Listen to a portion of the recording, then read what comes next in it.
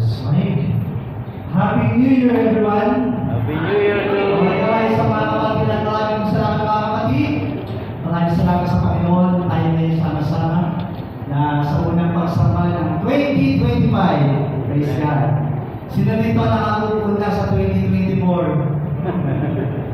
Welcome 2025 and welcome to our brand new sermon series. Pakibasa. Better. Better New Year. Better You. Yan po ang topic natin. Dito po sa, ano ba ito? Pagkakabang buhay, bagong year. New Year's resolution. Sino nakapanood ng aking interview? RJ mo na makikinig. Hindi ko lang yun talaga kasi gagalakan yung mga prinsip sa SI. May lumago. Para masudyante. Sir, pwede interview ka. New Year's resolution. Gusto ko sana dapat tayo doon iniwas New Year's resolution. Pero sa interview, afterwards, para sa inyo, sa page lang mo lang. Tapos kinakabasa ko sa SM sa pag-view for that page. Dahil kumapin ba? Sana ganun daw sa grupo. Bakit mo lang nasa grupo? Okay. So, yun na. So, ang tatanong ng New Year's resolution, tuwing New Year yan. Ibig sabihin, bawat tao, para mabibigyan ng sa sarili mo, ano ang dapat mong mabili sa taon nito. So, para bang every start of the New Year, para nag-recharge, nag-rewind, nag-rewind ang tao. So, babasa tayo sa tema ngayon, better. New Year, better. Yung bang mas malinaw yan. Ay, medyo ito sa akin. Kaya sa tawag sa English teacher, taas ang kabayan, kaya teacher dito sa English teacher. Kung walang gusto mo tumakas, hindi kayo mag-listen. Sino tayo mga teachers dito?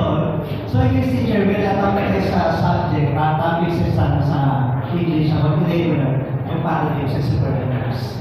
So, talks about adjective, mas comparative, tsaka superlative. So, may natawag niya, much, more, and most. So, much, madami, mas madami, napakadami. So, yung po yung superlative ay napakadami, much more than most. Then, little, less, least. Kung konti, mas konti, napakakunti. So, yung po yung irregular comparative superlative. Tapos, bad, worse, and worse. Masama, mas masama, napakasama. So, yan. So, yung ating team ngayon talks about good, better, and best. Mabuti, mas mabuti, napakabuti. So, ang topic natin for today is better. But hindi yung best. Better muna, hindi pa kayo good nga eh. Mapapos ka tayo sa Naman tayo sa better, alam ko, good naman kayo eh. Let's talk about the better. Better is something we talk about today about better priorities. Yan ang topic na sinasabi for the first Sunday, mas mabuting prioridad. Sino naman yan yung good priorities? Pag-usapan natin, ano ba yung mas mabuting priority? Ano ba yung mas mabuting umuunahin? So, we have all the good priorities. We talk about today, better priorities. A priority is something that has first importance in our life. Pag sa akin priority, siya yung importante sa buhay natin. Sino ang importante sa buhay niyo? Anong bagay ang importante sa buhay niyo? Anong lugar ang importante sa buhay niyo? O anong pangyayari sa buhay niyo ang importante? Those are priorities. Something that has first importance. Sabi ko, first importance in our life. It's those things that we place higher value on other things. Pag sabi priority, mas mahalaga siya kumpara sa iba. Kaya kapag ang mahal mo, hindi ka inunan, hindi ka priority, hindi nga. So kapag ikaw inunan, hindi you are priority. Yan ang nagtatanungan ng mga relasyon, ng magkatipan, mag-asawa, kahit sa pamilya. Kapag naramdaman mo hindi ka priority, ano makakamdaman mo? Sa mga loob. Diba? So, ano na sa mga kakaitan na sa receivers na. Naging sensitive mo yan. Kapag naramdaman niya hindi mo sila priority, mga magkakaroon na yan. Kaya, better to check yourselves. Who are my priorities? Who is my priority? What are my priorities? It's those things that we place higher value than other things. Mas mahalaga siya sa ibang bagay. Yun ang priority. So sa scripture, what are the scriptural order priorities? It is scriptural order priorities. Lagi sinasabi, dahil nga tayo biblical base, ay God, ang Diyos ang unang prioridad. Pangalawa, spouse. Pangalawa, anak. So tama po ng mga asawa, lalaki, babae, dapat talagang unahin yung asawa ng bago anak. Huwag sabihin, mas mahal yung anak ko sa asawa. Biblically, you must love your husband. Mas mahal yung asawa niyo sa anak. O sino rin sabi, mas mahal niya ang anak niya sa asawa niya? Baguhin mo na yan. Better to change your decision today. Because biblically, dapat priority yung asawa niyo bago anak. Tama ba? Diba? Kasi sa ika ng matatanda, kapag yan ay nagsipag-asawa na tayo dalawa ang matitira. Diba? Kapag inulan yung anak mo, bigay ka ng lahat ng klase mo, tapos banda mag-aasawa, iwan ka din. Yung asawa yung pinabayaan, tingin mo may investment ka doon. Tingin mo, aalagaan ka doon. Hindi pinabayaan mo nga siya eh. Dahil inulan mo mga anak mo. So, spiritual order is God, spouse, and children. At kahit sa mga pagkatalo ng asawa, di ba? So, kailangan mas consider mo ang opinion ng asawa kaysa anak.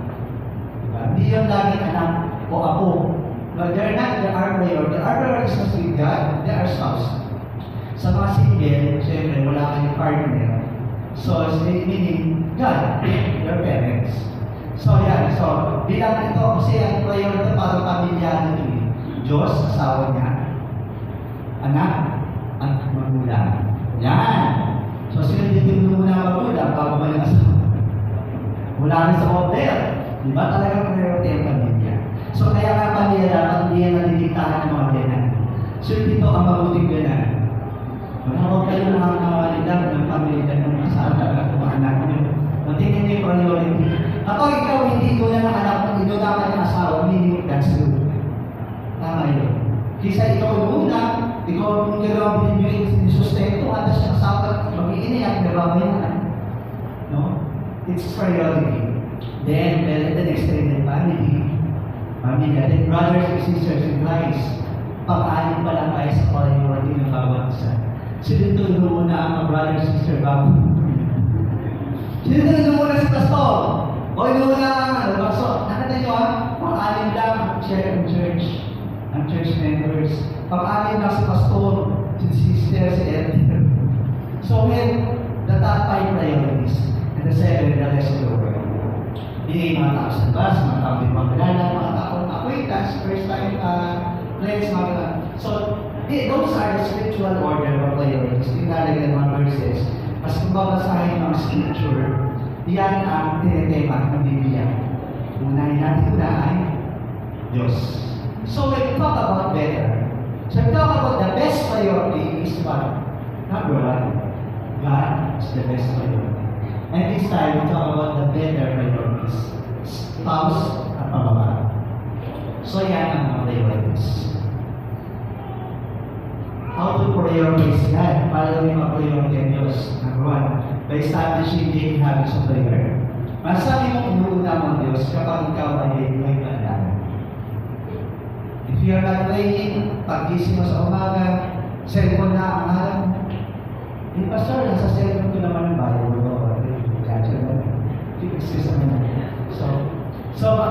Establishing the habits of prayer, you prioritize God. Yung pag-gising mo, nanalangin ka, bago kumain, nanalangin ka, bago matulog, nanalangin ka. You are prioritizing God. Amen. So, di ba, hindi yung pag-gising mo sa mga asawa ko, ginabi ng uwi-tuwi, kailangan ako-prone na ako to. Unahin mo ng Diyos, bago mo confront yung asawa mo, ginabi ang buhay lumaga. So, establishing the habits of prayer and regular worship. And consistent time spent in His Word. Ang pagsamba ay pagpapriority sa Diyos. As we mentioned, the 7 basic commands, di ba sa 7 basic commands, wala ang pagsamba. Di ba? Hindi siya command. But there must be an obedience. It is attaining the sense of God. So ito yung regular worship. You're prioritizing God when you attend worship. Lalo na ako ng pagsamba. Masabi kong priority mo ang Diyos, kung na mong ibang bagay bago pagsamba. Literally and objectively, you're not prioritizing God. So, consistent time spent in His Word, and in daily devotion. Tatlong bagay lang ang sabi pinapayaw ng Diyos. May panalangin ka, may buhay panalangin. Sumasamba ka, may magsamba ka. Meron kang panahon sa pagbabasa ng Biblia. Devotion yan. Ibang prayer, ibang devotion. May pray ka lang, tapos lumaman ka na sa mga kamera.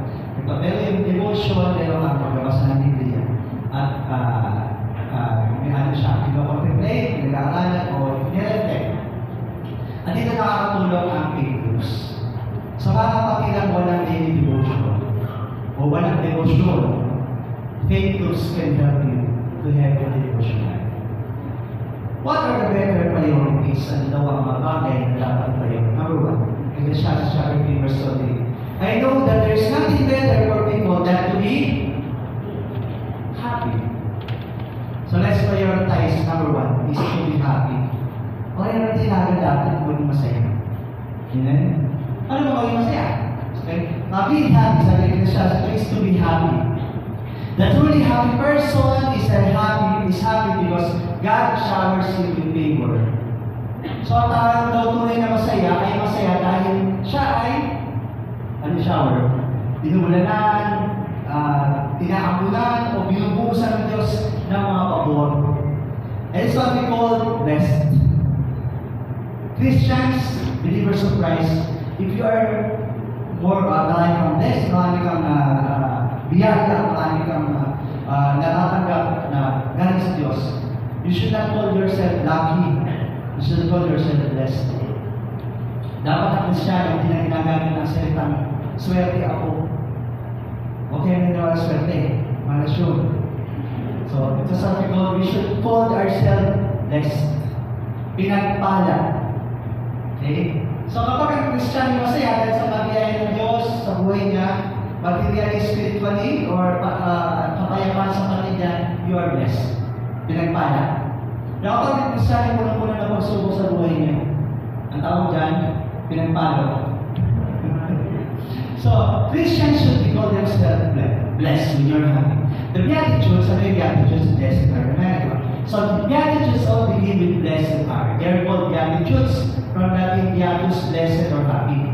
Now, may version sa Biblia na sa Matthew 5, yung blessed are the poor. Meron pang masaya, happy are the poor. So, blessed is another word for happy. Masaya daw ang tao. This short statement summarizes the essence of the Sermon on the Mount of Matthew chapter 5. What tayo? Matthew chapter 5, verse 2 to 4. Verse 2. Blessed are the poor in spirit, for there is the kingdom of heaven. Masaya. Masaya ang tao mahirap sa kanyang spirito at tapak sa kanyang kalendos. Blessed are those who mourn, for they shall be comforted. Blessed are the meek, for they shall inherit the earth. These are examples of blessing. So, sa Matthew chapter 5, ang tawag po dyan, the Beatitudes. Now, how to be happy? This is a checklist for having a happy life. Number one, judge less and love more. Huwag kang mamuhusga na magmahal ka. So, ito yung para maging masayang tao, lagi tayong nagmamahal. Okay. Kapag ang tao ay mapangusga, hindi kami hindi masaya. Kasama dyan pag-husga ay maingkitin. Yung nakikita niya yung bagay na wala siya, kaya siya ay nagsusuklang sa tao meron. Diba? So, hindi siya masaya. So, if we judge less, we should love more. Number two, it is very happy, the feeling of happiness when you help others. Sino ito ba yung matulungin, ang generous? Di ba? Ang sarap tumulong. Ang sarap na nakatulong ako sa ikaw ang tinulungan. Kasi sa dalawang taong tumulong at tinulungan, yung tinulungan kawawa. Gusto bang kawawa? Na ikaw lagi ang tinulungan. Maramdaman mo ang tumutulong. When you help others, you'll feel what is the real essence of happiness. Diba? May mga taong naging masaya sa kanyang pagkakalo. Ang tao sa akin, hindi siya naging masaya. But when you kasali daw kapag sa mga pala mo, yung sa puso mo, at dahil tumulong ka sa lalong mga taong dapat na nangakailangan, it gives you happiness. Pangatlo, ang taong masaya ay kontento sa buhay. Yung mga taong hindi kontento, nagmamadaling yumaman, nagkakabuhat na anumang gusto sa kanyang buhay, na nagibigay niya ang kanyang integridad, buhay kayo at kalakasan at kanyang integridad para makuha ang kanyang pinapangarap. Hindi sila kontento sa anuman na gano'n sila, hindi sila ay masaya. When you count the blessings, bilangin yung bagay na meron kayo, huwag yung bagay na wala kayo. Kapag nakakita kayo ng isang tao, meron siyang bagay na gusto mo pero wala ka. Ano maramdaman mo? Maibig ka. No, reality check, maibig ka. Gusto mo makuha din yun. It's either mag-iipon ka, bilhin mo din yun, o kaya nakawin mo, meron siya. Kasi hindi ka magiging masaya. Pero where hindi ka the feeling, the life of contentment, buhay na content sa buhay, hindi ka maigig. Marami akong mga branches, alis, yung mga kagumpay niya sa buhay. So kaya nung ako'y bago pa lang nakatapos, talagang pinangarap ko dahil nagmamadali ako ng libangan. Kasi gusto ko makipag-lab, makipag-sabayan sa mga kabatch natin, mga ganyan. So bago ako naging kaibigan na talaga napakatagumpay. Pero dumating sa punto ng buhay ko na nakita ko ang purpose ko kung ba't ako tinawag ng Panginoon. I never envy. Hindi ako naiyak. Hindi ako naiyak sa kanila. Natutuwa ako para sa kanila. When we are contented, kung anong achievement na iba, hindi ka maintindihan. Kasi, deserve mo yun.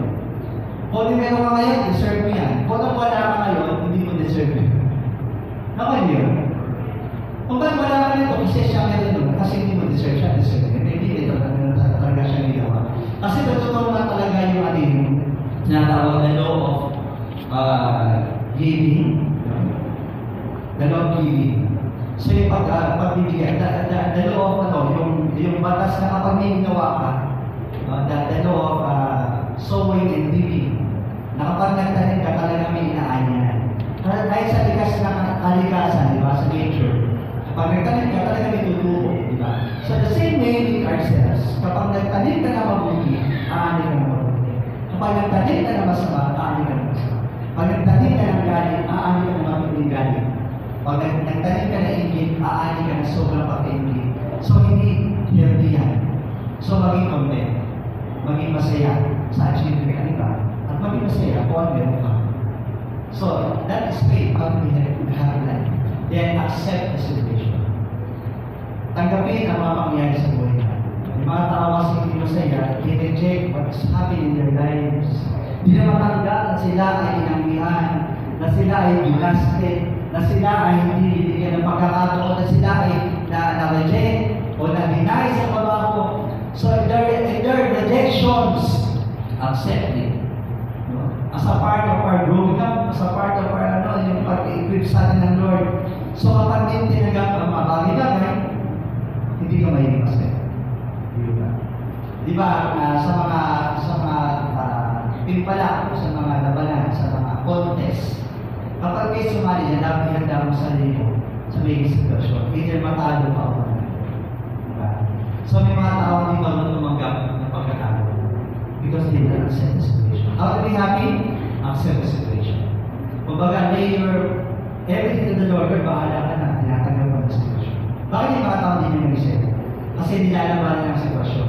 Ito ang agos ng buhay, pero all pa sila sa agos na wala nangyari, naiiba sila.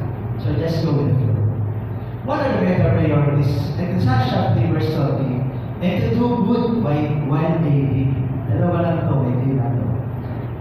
So, to do good. Number 1 is to be happy. Pangalawa, ang better priorities, gumawa ng mabuti. It is to do good. So, sa text sa Psalm 1:1, blessed is the one who does not walk in steps with the wicked, or stand in the way that sinners take, or sit in the company of the mockers. Sa damapala ng tao, hindi nakikinig sa payo ng masama, at di sumusunod ng sama-sama nilang halimbawa.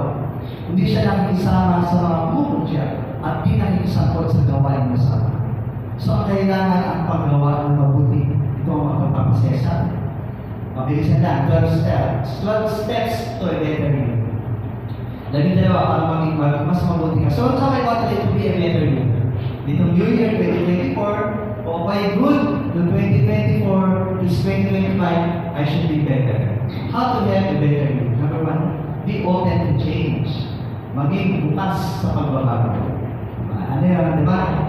The only constant is change. Ang mga sa bagay doon na pangmatagalan o palagi nandiyan or hindi siya temporary.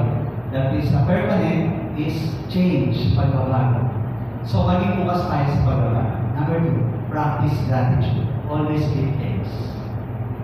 No matter what, kung ano man ang mga bagay na nangyay, always give thanks. Dahil na-explain niya, somebody give you gifts, express your gratitude. Practice the gifts of thanksgiving. Number 3, let go of your anger. Sino dito ang let go? Sino dito ang let go ba? Yung New Year na, baka mamuto ka, nagkakakuhan si Simon si Andres. Nakalimutan aso, nagkakataon. Uy, magbati na kanya, mag-New Year na. No, baka naman, diba? So, let go of your anger. Bakit? Paano mawawala ang galit? Baka magpatawad. Kapag nagpatawad ka, dyan magsulang mawala ang galit. So, the hurt is still there. Yung mga sabi na, yung magpatawad kasi masakit pa. Do you know that despite of pain, we should forgive? The way how Jesus Christ forgive. Diba? Nakatawad sa krus, ang sakit na kanyang pagkatawan mo. Pero sabi ng Lord, ano ba lumabas sa kanyang mga labi? Ang mga katawan mo sila sa pagkatin na nalaman na ginagawa. Jesus Christ forgive in the point of pain. So, tingin sa atin ang tinutulong ng Panginoon. Kahit tayo nakasaktan at galit ngayon, magpatawad ka na. Kasi siya lang magsimula ang paggaling o paggaling. Number 5, stop blaming others. Itigil na ang paninisi. So, dito ang mag-asawang lagi nagsisisihan. Okay, stop blaming others. Number 6, be approachable. Be a better you, be approachable. Yun ang alam niya. Number 7, choose a good role model. Para tayo magkaroon ng inspirasyon, pumili tayo ng tao. Siyempre, maka-Diyos siya. Na may model natin sa ating mga spiritual. Although we should look unto Jesus, but Jesus used people to inspire us, to motivate us, to edify us. So look for mentors. So those people will help you to be a better you. Number 8, help others. Helping is such a good thing, how to be happy. So, tulong sa kapwa. Baka hindi man pinasya, lahat naman tayo, hindi mga ganun karami ang mga resources. We are limited. Pero you know, a little help others, kahit ulit na bagay, ay malaking bagay sa ating natulungan. Number 9, be honest. Sa isang Kristiyan, dapat talaga honest tayo. So, how to be a better you? Be honest with yourself, be honest with the people we love. Number 10, know the impact of helping others. Alam mo na, ano ba impact ko sa buhay ng iba? Am I a blessing or a curse? Kapala ako sa kanya, ako ay katitsulan. So, know your impact to others. Number 11, say nice thing to yourself. Tap your shoulder. Good job. Nice one, di ba? Kung walang nag-claim sa'yo, tayong Lord lang. Just say to yourself, good job. Good achievement, di ba? So, this better. Number 12, take better care of yourself. Alagaan natin ang sarili. Okay, this time, after the holiday, sino na nagsimula mag-diet? Natawa kayo kasi wala yung talaga pala mag-diet sa kinain natin. But baka natin ba sa mga iba, like January start na ng diet. So, please take care of yourself. You're healthy. Yung health, yung body natin katawan natin. So, napakalaga niya. Isa nilang magkakaibigan, senior na, ang nag-usap-usap. Tatlo sila magkakasama sa bahay. Sabi niya mga naman, pag tinila mo ako na yung ng kape, kumayusan. Tingnan. Wala sa lamesa. Dinalaw ko yung tsaka. Ang sabi ko, kape. Linig ko, tsaka. Sabi ng pangatlo, ay, kaya ako, hindi ako tutulad sila. Not on the wood. Hindi ako kayo bigay ang kundiyanan. Pagkailangan ko, hindi na kayo siya. O, saan ko punta? May kumakato. Commercial. How to be a better you? Yung mga desire sa buhay natin, gusto ko ganito, gusto ko ganyan. So, lay your plans, lay your desires to the Lord. So, this year, 2025, paano ba maging better you? As a better friend, better spouse, better ministry of the church, bilang magawa ng church, how to be a better you? How to be a better neighbor. So yung mas sabi na better, okay ka lang muna, you're good enough. But gagawin natin sa 2025 onwards is to be better.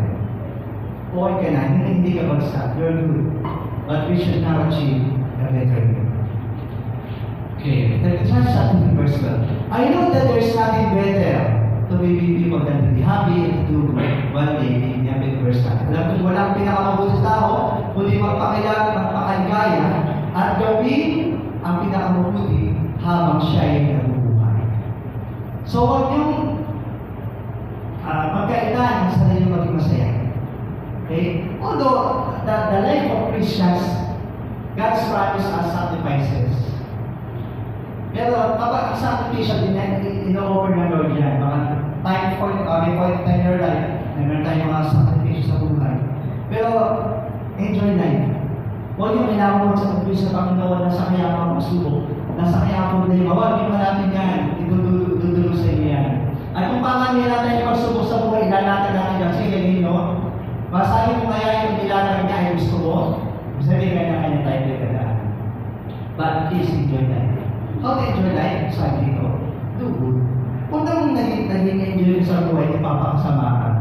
Di ba? May mga sa isang buhay, nag-enjoy sila, pero anong paraan na napakapakasaya?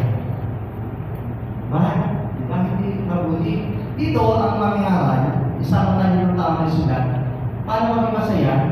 Pwede ka maging masaya, kasabay ng pagawa ng mabuti. Do you know that the people who do bad things are not happy? Yung mga tao mayaman, dahil pera, pero ginawa ko ng pera, titigyan ng... Diba? Diba sa gastusin ng bagay na pinagkirapan mo?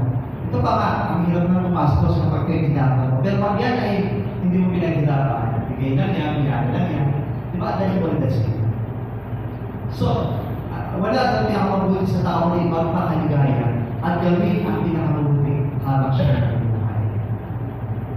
So, huwag yung sabi pa ba naman, that each of them may eat and drink and find satisfaction in all their toil, this sake of God. Alam ko rin ang kalooban ng Diyos nang tayo kumain, uminom, at pakinabangan ang buman na kanyang pinagpagulan. It's God's will for you to enjoy what you have toiled. Yung mga pinaghirapan nyo, enjoy niya. Napapanood nyo ba sa Showtime yung mga The Breadwinner? Isang may part na kasi sa Rocks o sa TV. So napunta mo sa situation, nakakailang yung mga breadwinner. Diba sila ito breadwinner? Marami, so itong word. Kapag nakalilig kayo ng kwento ng mga breadwinner, hindi yung pelikula. Hindi yung pelikula sa pinanood. Yung breadwinner talaga, yung life nila, sa full of sacrifice, just to prioritize their loved ones. Hanggang sa yung mismo sarili na nila magpagkaitan ng kaligayahan. And most of this breadwinner, minsan, hindi bigyan nila pa-appealing sa Biblia. Isang breadwinner, may ano ba yung sa babae yung beauties na magpapalagay sa akin? Ayun, nahusgahan siya to ng kanyang mga kamag-anak. Sabi niya, wala, hindi ko ba-deserve? Naipamper pa lang sa sarili ko sa pagtaratay ko ng hirap. Konting beauties lang, kasi hindi na ang gastos nila. Yung mga gano'n, that situations, ng breadwinner, sacrifice themselves, pero kapag minsan lang, bigyan nila ng pampaling sa sarili nila kasi hindi masama. Itong masama sa mga breadwinner, yung mga umaasa sa kanila, natotoo nila. Yung mga tao na nila abroad. Kahit marino, kahit sa abroad, pero yung mga tinatawag ng Pilipinas, limitas dito, limitas. Hindi na alam sa petition mga tao sa ibang bansa. So, pero sabi dito, kung ano, ang bagay na pinagdaan mo, deserve mo yan. Nabawa, meron kang nagparawan nila ng Pilipinas. May expected kang income. Deserve mo mag-alam doon para medyo. Diba? Huwag mong pagkamutan ang sarili. Kasi ikaw ang kumitin yan eh. Ikaw ang nagbibilang niya. Kapag, don't be guilty about that. Yung mga tao guilty. Dapat ito na kayo kuryente. Ayaw ka distilik yan.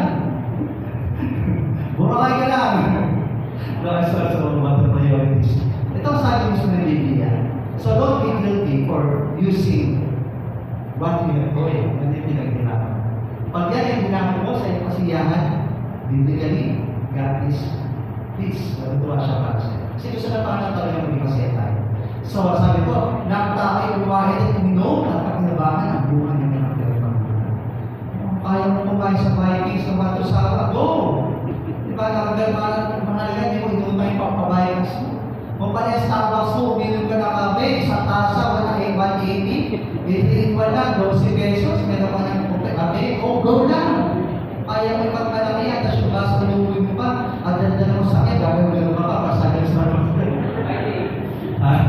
Ipamahilig mo pa, di ba? So kapag may mga nagkagano, okay na kasi na sila masaya. Kapag may husgahan, napapasa na, okay, sumawa, basta. Kasi naingin ka lang kasi hindi ka nakakabasta. What I mean to say is, those people are enjoying what they're doing. Ang mahirap yan, nakita mo yung kumain mo, nakita ko sa'yo, nag-Starbucks. Diyan mo na siya husga, oh, yung utang mo, hindi ka nagbabay, Starbucks yung ganyan, di ba? So yun, ikaw na isang kumikita, ang sabi ng Panginoon, is a gift from God. Di ba yung ating mga nagbuhay ngayon? Bisa nakakapagod na, bisa nakakasawa. But despite of that, please be happy and thankful for what we have. Yung mga income na natatanggap natin. No, every time, although monogamous siya ako talagang nakakapagod na yung trabaho, pero na-enjoy ko siya kasi dito ako nabubuhay, dito ako buhay na aking mga nakakapaalam. So, be thankful for that. As part of that, I-enjoy ko. Kung ano gusto nakita sa Shopee, gusto ko na-enjoy, bibili ko siya.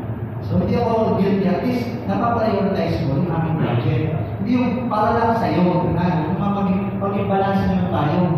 Para enjoy mo sa tinita mo, yung kapamilya mo, naghihirap na. No?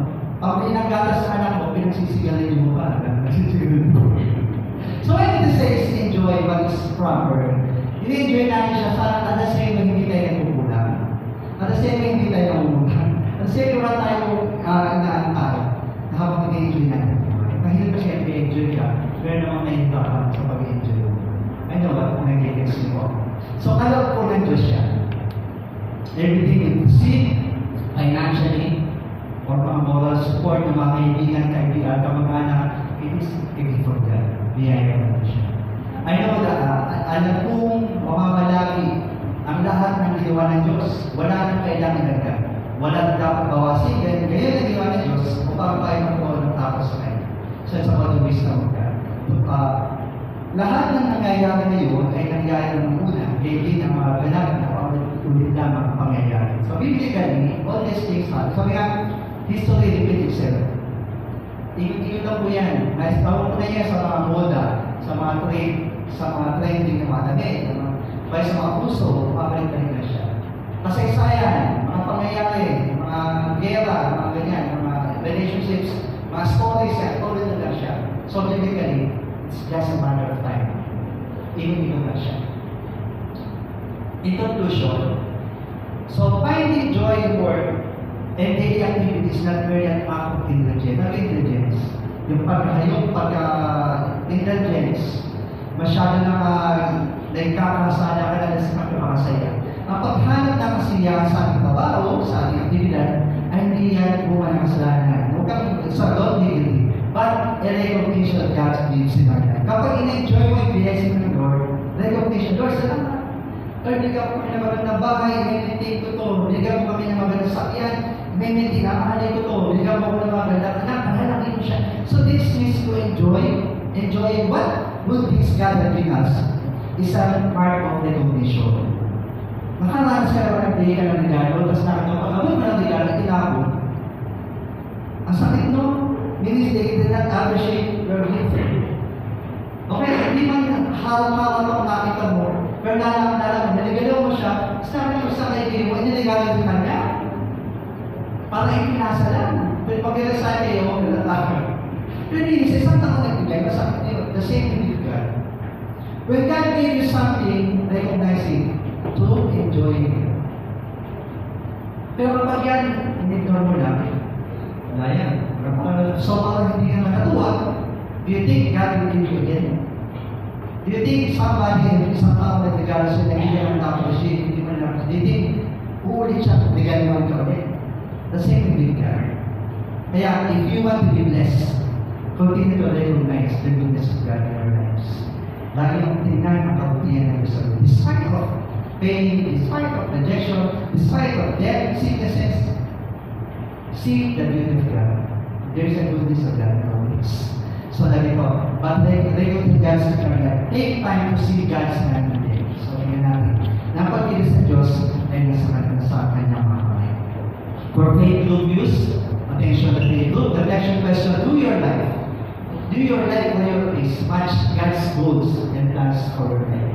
Yung mga buhay, mga priorities sa buhay, yan ba ay nakamatch, nakatugma sa plano ng Diyos sa buhay?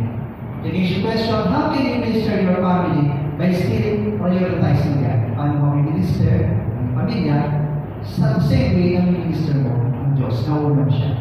Sabi na concern sa akin ng mga advice, giving advice. Pastor, but nakabayaan niya kami sa laging church. Balance it. Kasi ang church naman, hindi naman Monday to Sunday. Diba? How to prioritize guys? How do you prioritize God through prayer? Not necessarily through your presence in the church. But please balance. Namin mo na pala yung pamilya ko, yung pamilya nyo ay iso the same, di ba? So, please balance. Kasi prioritizing God is also prioritizing your family. Di ba? Ba't babili mo ng Diyos ng pamilya? Gusto niya yan eh. Yung salita ng Diyos sa mga apostles niya, na iba nyo ang mga asawa mga anak, it is a special calling for the chosen. Pagtawag sa mga pimili, ang hinilang niya manulit sa akin. Pero hindi lang tayo ganun ang utos sa Diyos na iwanan ng pamilya at sumunod sa Kanya. Yan ang context mo. Di ba? So, may mga tao, pinili ng Diyos at kanya na kayo pangulong sa iwanan ng pamilya at sumunod sa Kanya. But we are all, God has given us the responsibility, the accountability to take care of our families. So that's our prayer. Then, I'm praying for a better new year, for a better year.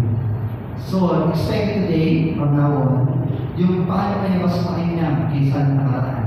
At paano kayo mas makapag-deliver sa Panginoon na mas mainam kaysa nakaraan. At paano kayo mas mabuting tao sa kapwa nyo na mas mainam kaysa nakaraan. Pray for you, a better life. Salamat kami mga sa uwagi ito ng personal Lord. Salamat Lord sa buhay na bawat sa na bigyan ng panahon upang makapakinig ng mga salita. Mas una namin linggo ng pagsamba ng Lord Diyos ay naging masamyong handog ang aming presensya. Dala-dala maging aming mga handog na bunga na ng iyong katapatan sa iyong mga tinatanggihan. Ang Diyos pagpalain ng Iglesia, bawat sa sama kanina na ito Panginoon. Sa mga salita ng napakinggan, naging mag-edify ito, maging inspiration sa amin. Kung paano mas pabutihin namin, Panginoon, sa taong ito ang aming sarili para sa iyo. Paano kami mas mabuting tagapagpapalingkod, mas mabuting asawa, mas mabuting anak, mas mabuting empleyado, mas mabuting mga mayan. Dawag Diyos, habang lumatagal, ay lalo kami mas maging mabuti. Sabi ng mga Panginoon, na day by day, ay you're changing us. Araw-araw, binabago mo kami. Binabago mo kami para sa mas mabuting Panginoon. Lord, I pray for this today, this morning, O God, to bless the church as we go. Dala-dala na yung Panginoon ang mga salita at aming tunay sa Diyos. Ito ang sa dalala sa Panginoon Jesus. Amen. Lord, everyone, hallelujah.